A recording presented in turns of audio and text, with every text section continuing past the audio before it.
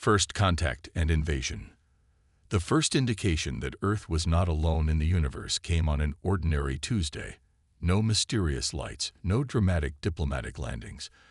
Just a sudden, overwhelming electromagnetic pulse that disabled every satellite in orbit simultaneously.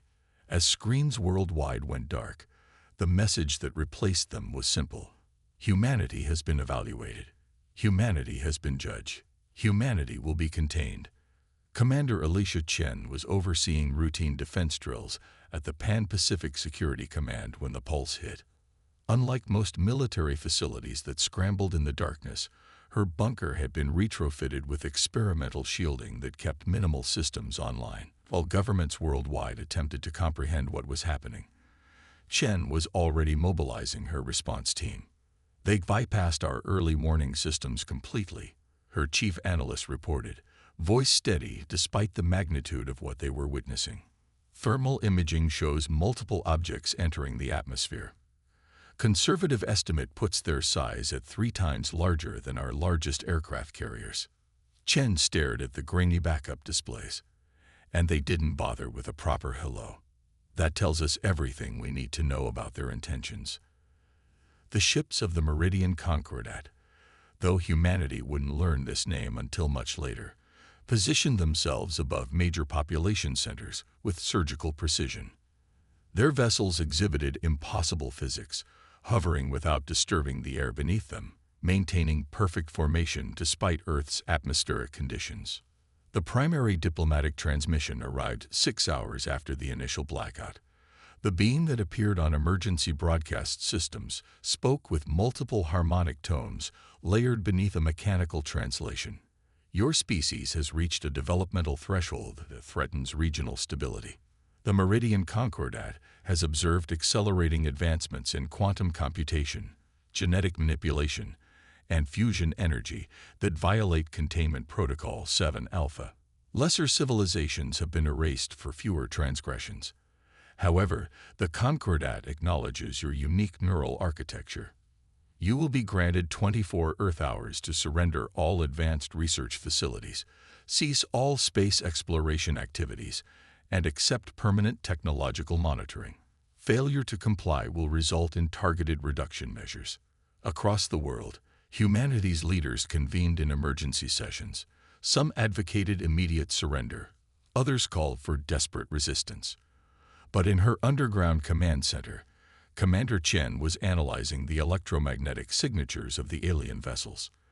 They're expecting a centralized response, she told her assembled officers. They think we operate like they do, hierarchical, unified, with clear chains of command. But humanity has never been a monolith.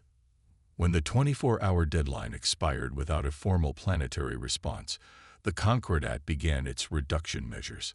Precision strikes eliminated major research facilities around the globe, quantum computing labs in Zurich, genetic repositories in Singapore, fusion research centers in Chile. Each strike was calculated to minimize civilian casualties while maximizing strategic impact. But the Concordat had made a critical error in their assessment of humanity. They had expected submission after demonstrating their technological superiority. Instead, they ignited something primordial in the human spirit, a defiance that transcended rational calculation. Commander Chen's team discovered the first weakness in the alien technology 72 hours into the assault. The Concordat vessels, while formidable, emitted distinctive energy signatures during weapons discharge that revealed momentary shield vulnerabilities. They've optimized their systems for efficiency. Chen explained to the Emergency Defense Council that had formed from military leaders who still maintained communications. But efficiency creates predictability, and predictability can be exploited. Conventional military responses had proven futile. Fighter jets were neutralized before they could approach the alien vessels. Missile systems were intercepted or redirected. But Chen proposed something the Concordat hadn't anticipated. Asymmetrical attacks launched simultaneously from thousands of independent cells, targeting the precise moments when the alien shields reconfigured. They expect us to fight like a modern military, she said, but we need to fight like our ancestors, like guerrillas, like insurgents. We need to be unpredictable. The plan was audacious, requiring coordination between military units, civilian volunteers, and even repurposed commercial technologies. Using the electromagnetic signatures Chen's team had identified, ordinary citizens with modified equipment could detect when the alien vessels were vulnerable. The attacks themselves wouldn't need to be sophisticated. The timing was what mattered. Within days, humanity had transformed into an organized resistance, unlike anything the Concordat had encountered in their thousands of years of galactic enforcement. Commercial drones retrofitted with explosive payloads, construction equipment repurposed as ground-based weapons, even simple reflective surfaces deployed strategically to disrupt the alien sensory systems. The first successful counterattack came in Osaka. A coordinated effort between Japanese defense forces and civilian engineers managed to breach the shields of a smaller Concordat vessel during a vulnerable moment in its firing cycle. The alien craft didn't crash spectacularly. Instead, it listed slowly to one side before its internal systems compensated. But the damage had been done. Humanity had drawn first blood. The Concordat responded by intensifying their strikes, expanding their targets beyond technological centers to include military installations. But each attack provided more data for Chen's growing resistance network. Each engagement revealed more about the aliens' operational patterns. 3 weeks into the invasion, the first Concordat vessel was forced down outside of Buenos Aires. The retrieval team, led by Chen herself, secured the crashed ship before the Concordat could dispatch recovery drones. What they found inside revolutionized humanity's understanding of their enemy and their options for fighting back. The Concordat wasn't a single species, but a coalition of 7 distinct alien civilizations, united by shared technological principles and governance philosophies. Their biology was as varied as their worlds of origin, but their technology shared common vulnerabilities, particularly in how their systems processed and filtered Earth's uniquely noisy electromagnetic spectrum. They built their entire technological base around principles of order and harmony, Chen reported after examining the captured technology. Their systems can't handle the level of chaos and variability that human technology produces naturally. It's not just a weakness, it's an advantage we never knew we had. As the invasion entered its second month, humanity's resistance had evolved from desperate survival to calculated counteroffensive. The Concordat, having never encountered a species that grew more formidable under pressure rather than less, found themselves in unfamiliar territory. Their carefully calibrated containment protocols were failing against an enemy that transformed, adapted, and refused to acknowledge the superiority of their attackers. In orbital command centers, the Concordat leadership faced a troubling realization. This minor containment action on an isolated world was rapidly consuming more resources than anticipated. A species that should have surrendered or collapsed was instead becoming a genuine threat. For the first time in millennia, the Meridian Concordat found themselves questioning their assumptions about less advanced civilizations. And in her makeshift headquarters beneath the ruins of what had once been Seattle, Commander Chen was preparing the next phase of humanity's resistance, one that would take the fight beyond Earth's atmosphere and reveal just how thoroughly the Concordat had underestimated their human adversaries. Turning the tide. The Concordat had expected Earth's resistance to falter within 60 days. Their sociological models, based on observations of thousands of developing civilizations, predicted that humanity would fracture under pressure. Nations turning against each other, resources growing scarce, coordination breaking down as survival instincts overtook cooperative impulses. Instead, they witnessed something unprecedented. Former adversaries combined resources and expertise. Scientists shared breakthroughs openly instead of hoarding them. The disparate, conflicting nature of human society that had initially seemed like a weakness had transformed into an incomprehensible strength. Commander Chen stood in the laboratory constructed deep beneath the Rocky Mountains, watching as engineers integrated salvaged Concordat technology with human systems. The hybrid weapons looked crude, a marriage of alien precision and human improvisation. but they represented something the Concordat had never anticipated: adaptive innovation. "Their technology is elegant," observed Dr. Kavita Sharma, the quantum physicist leading the integration efforts.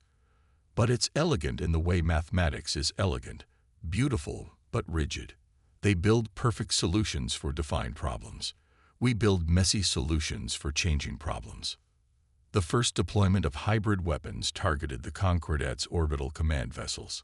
Using the electromagnetic signatures now familiar to Earth's defenders, a coordinated global strike launched thousands of retrofitted missiles simultaneously. The warheads themselves weren't particularly powerful, but they carried a payload engineered specifically to disrupt Concordat sensory systems. The aliens had protected themselves against conventional explosives, radiation, and electromagnetic pulses. They hadn't protected themselves against weapons designed to overwhelm their systems with chaotic data patterns modeled after human neural activity.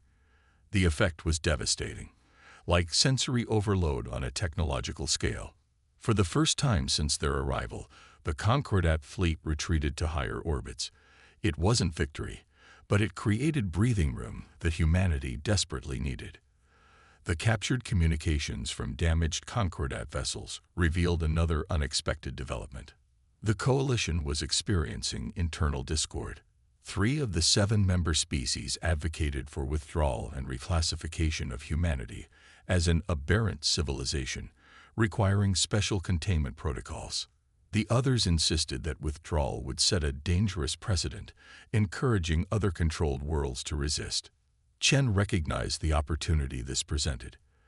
"They're not a monolith either," she told the United Earth Defense Council that had formed from the remains of national governments.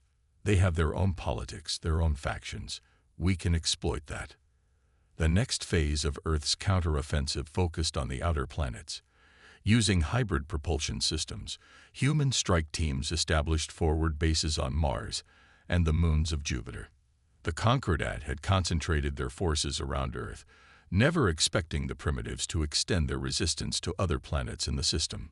From these outposts, humanity launched lightning raids against Concordat supply lines. The aliens had established a logistical network to support their containment fleet, a network now vulnerable to attacks from directions they weren't monitoring. 6 months into the war that was supposed to have been a simple enforcement action, the Concordat faced a situation without precedent in their history. A pre-FTL civilization was not only resisting successfully, but actively taking the fight to their enemies. The psychological impact on Concordat forces was profound. Their entire operational doctrine was based on overwhelming technological superiority and the assumption that less advanced species would recognize this superiority and submit. Humanity refused to follow the script. In the scattered resistance headquarters around Earth and throughout the solar system, a plan was taking shape, one so audacious that even many human military leaders considered it impossible. Commander Chen proposed infiltrating the Concordat flagship itself. "Their command structure is centralized," she explained. "Their communications are hierarchical. If we can access their primary systems, we can potentially disrupt their entire operation." The mission would require volunteers willing to undertake what was likely a one-way journey. Chen would lead them herself. Using a captured Concordat shuttle modified with hybrid technology, Chen's team approached the massive flagship under the guise of a routine supply delivery. The infiltration protocols they developed from studying Concordat systems allowed them to bypass initial security measures, but once aboard, they would be deep in enemy territory with no extraction plan. What Chen discovered in the heart of the flagship changed everything. The command center of the Concordat vessel wasn't filled with the advanced aliens humanity had imagined. Instead, she found beings that appeared surprisingly vulnerable, smaller than humans, with delicate physiologies adapted to environments far different from Earth's robust conditions. "They're not stronger than us," Chen reported back through quantum-entangled communicators. "They've just been more organized, more unified in purpose for longer. Their technology compensates for physical limitations we don't have." The realization spread through human resistance networks. The Concordat's strength wasn't innate superiority, but simply a head start, millennia of unified development without the chaos and conflict that had both hindered and hardened humanity. The infiltration team accessed the Concordat's central database, extracting information that revealed the full scope of the Coalition's galactic activities. Earth wasn't the first world to face containment, but it was the first to resist successfully. Dozens of promising civilizations had been suppressed or destroyed for approaching technological thresholds the Concordat had deemed threatening. Armed with this knowledge, Chen made a decision that exceeded her authority, but embodied the adaptive spirit that had kept humanity fighting. Instead of simply sabotaging the flagship as planned, she initiated contact with the Concordat leadership directly. The aliens were prepared for violence, for destruction. They weren't prepared for conversation. "You've misunderstood what we are," Chen told the assembled Concordat leaders, her words translated through their own systems. "You saw our divisions as weakness, our conflicts as primitive. But they're the source of our strength. We don't advance despite our chaos. We advance because of it." She offered them data they couldn't refute. The rate of human innovation since the invasion had increased exponentially. The hybrid technologies humans had developed by combining their approaches with salvaged Concordat systems were already achieving results the aliens hadn't predicted would be possible for centuries. "You came to contain a threat," Chen continued. "But you created exactly what you feared most. And you can continue this war, watching as we turn more of your technology against you, or you can recognize that your models and predictions about developing civilizations are fundamentally flawed." The Concordat representatives conferred among themselves, their communication methods incomprehensible to human observation. When they responded, it was with a proposal unprecedented in their history: a cessation of hostilities and establishment of direct diplomatic relations. Not surrender, not containment. Recognition. The war ended not with humanity's destruction or submission, but with the Meridian Concordat fundamentally reevaluating their understanding of civilizational development. The coalition that had enforced technological stasis across hundreds of worlds faced an uncomfortable truth. Their own advancement had stagnated precisely because they had eliminated the creative friction that drove human innovation. In the decades that followed, humanity expanded throughout the solar system and beyond, not as subjects of the Concordat, but as troublesome, respected equals. Other contained civilizations, learning of Earth's resistance, began their own journeys toward liberation. The galactic order that had stood for millennia began a transformation driven by the example of a single world that refused to accept the limitations imposed upon it. Commander Alicia Chen, architect of humanity's impossible victory, would later reflect that the invasion had been necessary, not despite its horrors, but because of them. Without the existential threat of the Concordat, humanity might never have overcome its internal divisions long enough to reach its true potential. "They thought they were containing a threat," she noted in her memoirs. "Instead, they awakened something that had always been dormant within us, the understanding that our greatest strength isn't in the weapons we build or the resources we control, but in our fundamental refusal to accept that any challenge is insurmountable." The galaxy had challenged humanity to war. Now, the galaxy lived with the consequences. A new order where innovation outpaced control, where diversity of approach was recognized as strength rather than weakness, and where the species once dismissed as primitive had become the driving force of change across thousands of worlds. The Meridian Concordat had sought to contain a potential threat. Instead, they had created exactly what they feared most: a humanity unleashed upon the stars, carrying with them the chaos and creativity that would transform galactic civilization forever.